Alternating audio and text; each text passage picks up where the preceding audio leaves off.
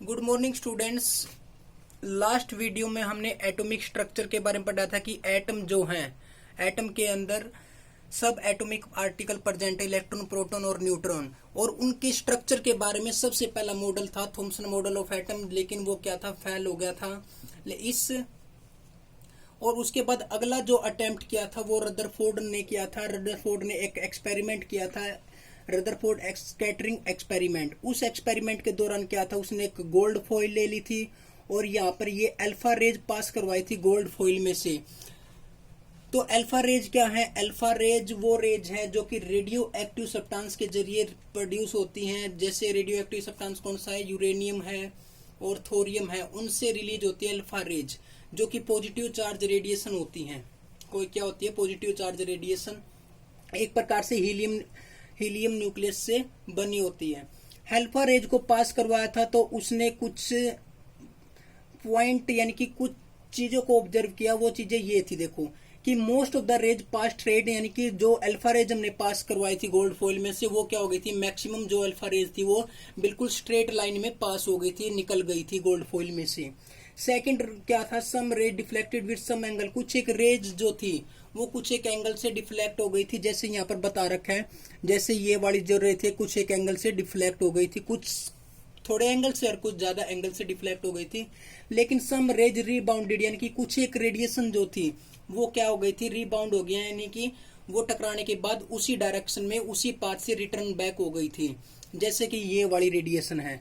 तो इससे उसने क्या पता लगाया? उसने ये पता लगाया कि जो एटम्स है, गोल्ड का जो एटम्स था उसके अंदर मैक्सिमम स्पेस क्या था, वैकेंट था, एम्प्टी था, मैक्सिमम स्पेस प्रेजेंट था। इसी वजह से मोस्ट ऑफ रेज जो है वो स्ट्रेट में पास हो गई थी, जैसे ये पास हो गई, ऐसे स्ट्रेट लाइन में पास हो गई।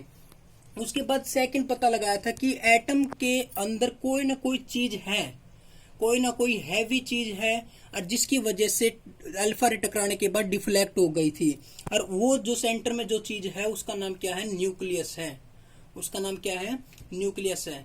उसके बाद थर्ड बताया तो उसने जो बाउंस बैक हो गई, जो कि टकराने के बाद वापस रिटर्न बैक हो गई सेम पाथ पर। तो इस चीज का मतलब क्या? इस चीज का मतलब है कि न्यूक्लियस के ऊपर पॉजिटिव चार्ज है, क्योंकि हीलियम अल्फा रेज है, ये भी पॉजिटिव चार्ज है, और यहाँ पर जो न्यूक्लियस है ये भी पॉजिटिव चार्ज है।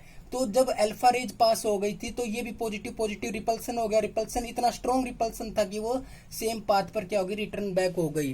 तो उसने तीन चीजें का पता लगाया कि एटम के अंदर जो है मैक्सिमम एम्प्टी स्पेस है, सेकंड जो है एटम के अंदर न्यूक्लियस है और न्यूक्लियस की वजह से कुछ एक एंगल से डिफ्लेक्ट हो रही है, थर्ड बताया था कि एटम के पास पॉजिटिव चार्ज है। तो इसी कंक्लूजन पर उसने ये तीन पॉइंट दिए थे Rutherford model of an atom के।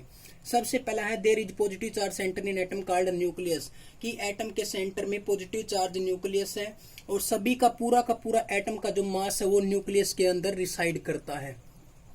सेकंड बताया था electron revolve around the nucleus in well defined orbit, जो इलेक्ट्रॉन जो है वो न्यूक्लियस के चारों तरफ चक्कर लगाते हैं वेल डिफाइंड ऑर्बिट में, जैसे एक सन के चारों तरफ जो प्लेनेट है वो रिवॉल्व करते हैं। उसके बाद थर्ड बताया था the size of atom is very small as compare to the atom, जो एटम का जो साइज है उसके कंपैरिजन में जो न्यूक्लियस का जो साइज है वो बिल्कुल क्या है, छोटा है। साइज ऑफ न्यूक्लियस लिख लो, यहाँ पर एटम की जगह क्या आएगा, न्यूक्लियस। न्यूक्लियस का साइज कैसा है, बिल्कुल ही छोटा है एटम के कंपैरिजन में। लेकिन Rutherford model of an atom भी क्या हो गया था, फेल हो गया था। किस वजह से फेल हो गया था? वो फेल हो गया था इस वजह से कि उसने बताया था कि इलेक्ट्रॉन जो है ये पॉजिटिव चार्ज है, ये न्यूक्लियस है, कि इलेक्ट्रॉन जो है किसके चारों तरफ चक्कर लगाते हैं, न्यूक्लियस के चारों तरफ चक्कर लगाते हैं सेकंड पॉइंट में। लेकिन एक इलेक्ट्रोमैग्नेटिक थ्योरी है, उस थ्योरी में क्या है, जब भी कोई भी इलेक्ट्रॉन ऑर्बिट में रिवॉल्व करेगा तो वो लगातार एनर्जी को लूज करता रहेगा, एनर्जी को रेडिएट करता रहेगा, और जिसकी वजह से ये जो पाथ है उसका शॉर्टन होता चला जाएगा, छोटा होता चला जाएगा, और एट लास्ट एक स्टेज ऐसे आएगी कि ये इलेक्ट्रॉन किसमें गिर जाएगा, न्यूक्लियस के अंदर गिर जाएगा, जो कि पॉसिबल नहीं है। इसी वजह से ये क्या हो गया, फेल हो गया था। उसके बाद एक नया पार्टिकल डिस्कवर हुआ था, न्यूट्रॉन, और जिसकी डिस्कवरी किसने की थी, जेम्स चैडविक ने।